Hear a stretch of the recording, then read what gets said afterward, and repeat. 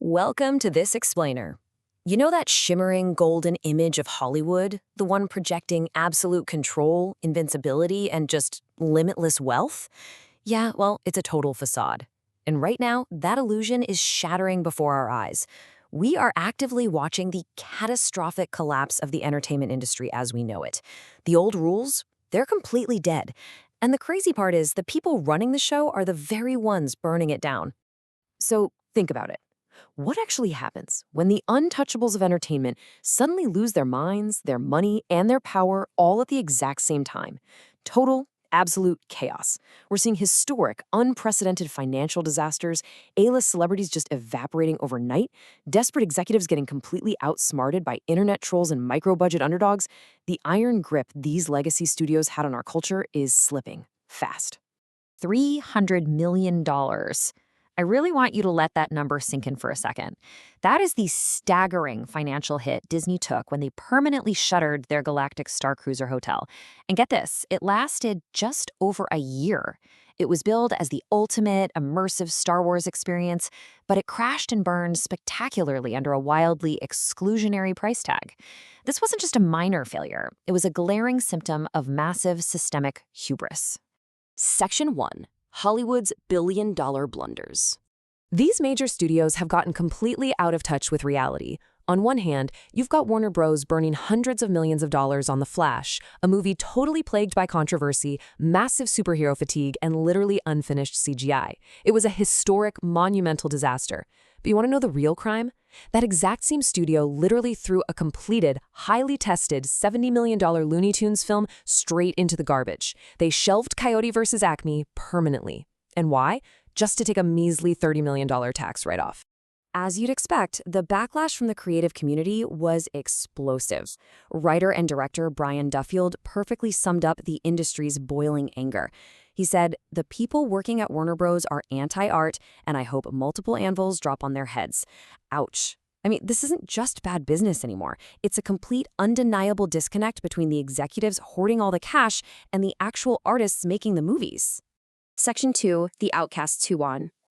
So, while these $200 million studio tentpoles are collapsing left and right, a totally new breed of rogue underdogs is stepping up and manipulating the system. Take Terrifier 2, for example.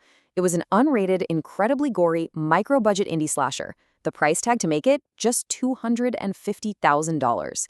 It had absolutely zero mainstream marketing. So how on earth did it make millions? Well, news broke that audiences were literally vomiting and passing out in the theaters from the on-screen gore. That pure, organic controversy drove massive profits that Hollywood executives could only dream of right now. And we actually saw a very similar disruption during the summer blockbuster season. Sound of Freedom was made on a super modest $14.5 million budget. By using a really unique crowdfunding strategy, it rallied what industry experts call the forgotten viewer. Without the backing of a major Hollywood studio, it went on to generate almost $175 million at the domestic box office alone. Astonishingly, it financially crushed massive $300 million juggernauts like Indiana Jones and Mission Impossible. But here's the thing, executives completely failing to recognize a hit, that's actually woven right into Hollywood's DNA. Columbia Pictures passed on E.T. because they thought it was just a wimpy Disney movie. They passed on Back to the Future, too. Pulp Fiction was notoriously labeled the worst screenplay TriStar had ever been handed, and major studios literally kicked themselves for rejecting Star Wars. The elites at the top have historically always struggled to recognize a masterpiece, even when it's staring them right in the face. Section 3. The Internet's Lethal Double Edge. Today, the Internet is this chaotic, entirely unpredictable beast. I mean, it can literally magically resurrect a dead project from the grave. Let's trace the Deadpool miracle. Fox executives absolutely hated the script. They flat out refused to greenlight it. But then, in 2014, 2 minutes of unauthorized test footage mysteriously leaked online. And the fan reaction was so explosive that Fox was essentially backed into a corner and forced to make the movie. That forced gamble? It turned a $58 million budget into an $800 million mega franchise. But the internet can also be a deadly trap. 24.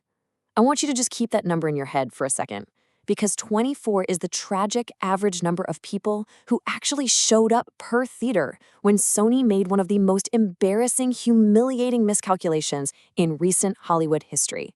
Welcome to the Morbius meme trap. When Morbius first released, it was ruthlessly mocked, just millions of ironic memes flooding social media. Well, Sony's out-of-touch executives looked at all that algorithmic engagement and seriously assumed it was genuine demand. So, incredibly, they re-released the flop back into 1,000 theaters. And remember that number, it averaged just $289 per theater, basically 24 people. They literally got laughed out of the box office a second time. Section 4. Icons who destroyed everything. So the studios are crumbling, right? But the talent, they are falling even faster. We are actively witnessing the terrifying collapse of once untouchable celebrities. Look at the timeline.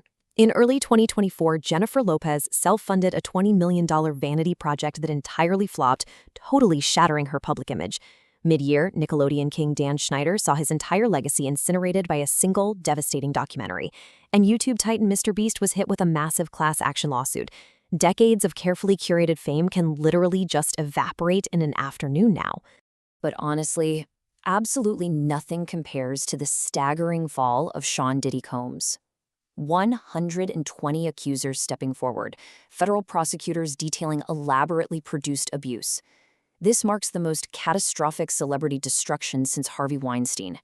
The colossal culture of silence that protected these global icons for so long is finally breaking. And the massive empires built on that horrific abuse of power, they're coming down with it. And the thing is, when you get caught today, the classic PR apologies just don't work anymore. After the Quiet on Set documentary exposed his behavior, Dan Schneider publicly stated, "I definitely owe some people a pretty strong apology."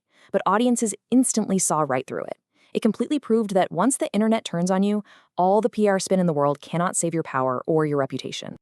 Section 5. The artificial reality. Now, if you thought studio incompetence and massive celebrity scandals were bad, this next frontier makes all of that look like absolute child's play. We are talking about digital resurrection. This is the use of AI to recreate the likeness and voice of deceased or unconsenting individuals for commercial media. We aren't just talking about clever CGI anymore. We are talking about fully synthetic voices and deepfakes turning real humans into digital puppets without their permission.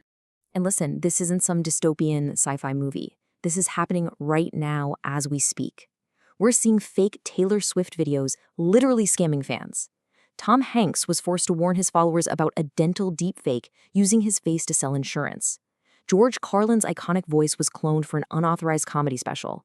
And James Dean, an actor who tragically died in 1955, is somehow being cast in a brand new movie 7 decades after his death. Our reality is actively being hijacked. So it all leads to this one truly terrifying question. If these major studios, who, as we've seen, already care way more about tax write-offs than actual human art, can just digitally resurrect the dead for absolute pennies, why would they ever pay the living again? The grand illusion of Hollywood is completely shattered. The real question now is whether human entertainment will even exist a decade from now. Thanks so much for joining me for this explainer, and as always, stay curious.